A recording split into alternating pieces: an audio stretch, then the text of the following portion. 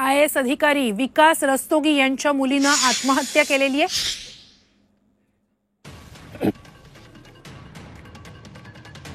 मंत्रालयाजवळ असणाऱ्या इमारतीवरून या मुलीनं उडी मारलेली आत्महत्येचं कारण मात्र स्पष्ट झालेलं नाहीये। IAS अधिकारी विकास रस्तोगी यांच्या मुलीनं आत्महत्या केलेली आहे। मंत्रालयाजवळच्या इमारतीवरून या मुलीनं उडी मारत आत्महत्या केलेली आहे, मात्र याचं नेमकं कारण अद्याप स्पष्ट झालेलं नाहीये।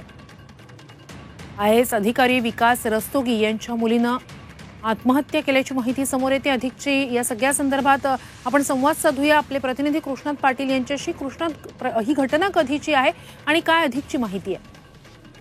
ही घटना आहे ज्या IAS अधिकारी ज्या ठिकाणी राहतात त्या इमारतीच्या वरून ही उडी मारून आत्महत्या केल्याची माहिती जी आहे ती पोलिसांनी दिलेली आहे। आत्महत्येचं कारण अद्याप स्पष्ट नसलं तरी गेल्या काही दिवसांपासून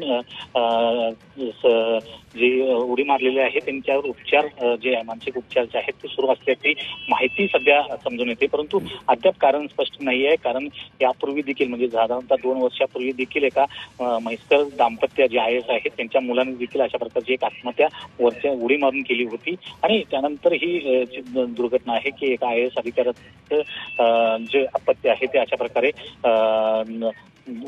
थेट इमारतीवरून उडी मारून आत्महत्या करत आहे, परंतु अद्याप देखील नेमकं आत्महत्येचं कारण जे आहे ते स्पष्ट होत नाही। आणि विकास रस्तोगी आणि राधिका रस्तोगी हे दोघेही IAS अधिकारी आहेत।